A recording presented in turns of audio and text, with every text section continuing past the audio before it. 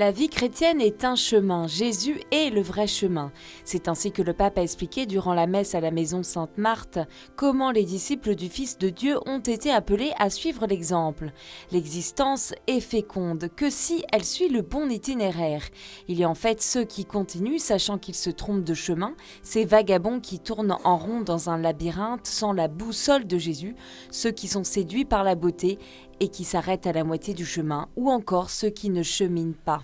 Dio ha scelto questi uomini santi. Un cristiano che non cammina, che non fa strada, è un cristiano non cristiano. Un chrétien qui ne marche pas, qui ne fait pas le chemin, est un chrétien pas très chrétien, pour ainsi dire. Un po' paganizzato, lì, sta fermo. C'est un chrétien un petit peu paganisé. Il est là, immobile, n'avance pas dans la vie chrétienne. Fa fiorire le beatitudini. Il ne fait pas fleurir les béatitudes dans sa vie et ne fait pas œuvre de miséricorde. Il est à l'arrêt. Excusez mes paroles, mais il est un peu comme une momie. Là, c'est une momie spirituelle. Et il y a des chrétiens qui sont des momies spirituelles. Arrêtez-vous là, des momies qui ne font pas de mal, mais pas de bien non plus. Il n'y a aucune brebis égarée, mais uniquement des brebis qui attendent d'être retrouvées. C'est avec ces mots que le pape François a commenté la parabole de la brebis égarée lors de la catéchèse de l'audience générale. En continuant la série des catéchèses jubilaires sur la miséricorde, le pape a souligné que la figure du bon pasteur est utilisée par Jésus pour faire comprendre sa proximité avec les pécheurs. Le pasteur qui laisse 99 brebis pour courir dans le désert pour sauver une seule peut paraître un irresponsable qui oublie les autres. Mais ce n'est pas comme ça. L'enseignement est qu'aucune brebis ne peut être perdue. L'agir de Dieu est celui qui va à la recherche de ses fils perdus pour ensuite célébrer dans la joie leur retrouvaille. Et les chrétiens doivent en faire de même. Aller à la recherche de ceux de la communauté qui se sont perdus, au lieu de se renfermer dans la bergerie. Perché avremo il pozzo delle cose chiuse. Et les chrétiens, Mai. nous ne devons pas nous fermer car nous aurons la mauvaise odeur des choses renfermées. Jamais. Il faut sortir et ne pas se renfermer en soi-même, dans les petites communautés, dans la paroisse, Noi, fra virgolette, i giusti, en pensant être, entre guillemets, les justes. Cela arrive quand l'élan missionnaire qui nous pousse à rencontrer les autres nous manque. non ci sono pecore definitivamente perdute. Dans la vision de Jésus, il n'y a aucune brebis définitivement égarée, mais uniquement des brebis qui doivent être retrouvées. Nous devons bien comprendre cela. Pour Dieu, personne n'est définitivement perdu. Jamais. Jusqu'au dernier moment, Dieu nous cherche. Pensez au bon larron.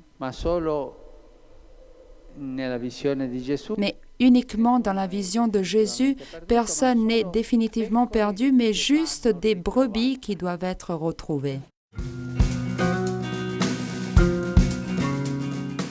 Être chrétien n'anesthésie pas la douleur, mais permet de la vivre dans l'espérance que Dieu nous donnera une joie que personne ne pourra ravir. C'est ce qu'a dit le pape François lors de l'homélie durant la messe célébrée à la maison Sainte-Marthe. Le Saint-Père commentait l'évangile du jour, dans lequel Jésus, avant sa passion, avertit les disciples qu'ils seront tristes, mais que cette tristesse se changera en un cri de joie. Il a utilisé l'image de la femme qui accouche. Elle est dans la douleur parce que le moment est venu, mais quand elle a donné naissance à l'enfant, elle ne se souvient plus de la souffrance. Voilà ce qui fait la joie et l'espérance ensemble dans notre vie, quand nous sommes dans le tourment, quand nous sommes en difficulté, quand nous souffrons. Ce n'est pas une anesthésie. La douleur demeure douleur. Ma vissuto con gioia e speranza ti apre la Mais vécu porta. avec joie et espérance, elle t'ouvre la porte de la joie d'un fruit nouveau. Questa immagine del Signore Cette image du Seigneur doit beaucoup nous aider dans la difficulté. Difficulté tant de fois laide, difficoltà cattive che anche ci fanno dubitare, difficulté méchante qui nous fait même douter de notre foi. Mais avec la joie et l'espérance, nous allons de l'avant, parce qu'après la tempête arrive un homme nouveau, comme la femme quand elle est enceinte. Questa gioia e questa speranza Et cette joie et cette espérance, Jésus dit qu'elle est durable, qu'elle ne passera pas.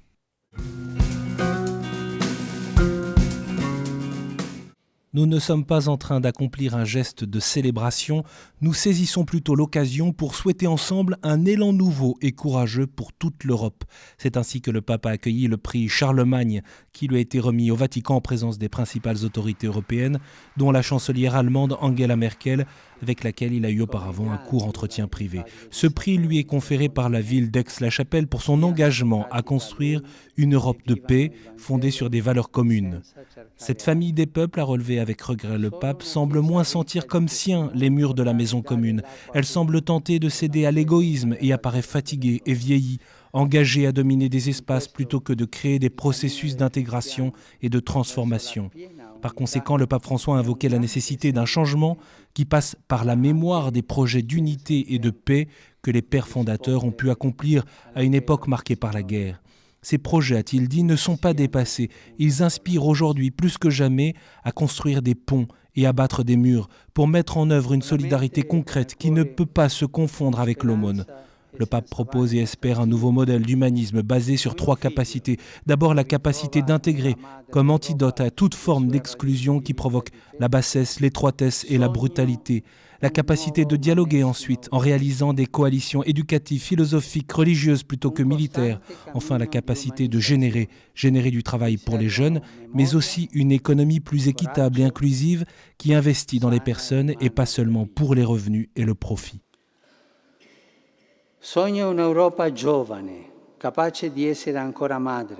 Je rêve d'une Europe jeune, capable d'être encore mère. Une mère qui est de la vie parce qu'elle respecte la vie et offre l'espérance de la vie. Je rêve d'une Europe qui prend soin de l'enfant, qui secourt comme un frère le pauvre et celui qui arrive en recherche d'accueil parce qu'il n'a plus rien et demande un refuge. Je rêve d'une Europe qui écoute et valorise les personnes malades et âgées pour qu'elles ne soient pas réduites à des objets de rejet improductifs. Je rêve d'une Europe où être migrant ne soit pas un délit, mais plutôt une invitation à un plus grand engagement dans la dignité de l'être humain. Je rêve d'une Europe des familles avec des politiques vraiment effectives, centrées sur les visages plus que sur les chiffres, sur les naissances d'enfants plus que sur l'augmentation des biens.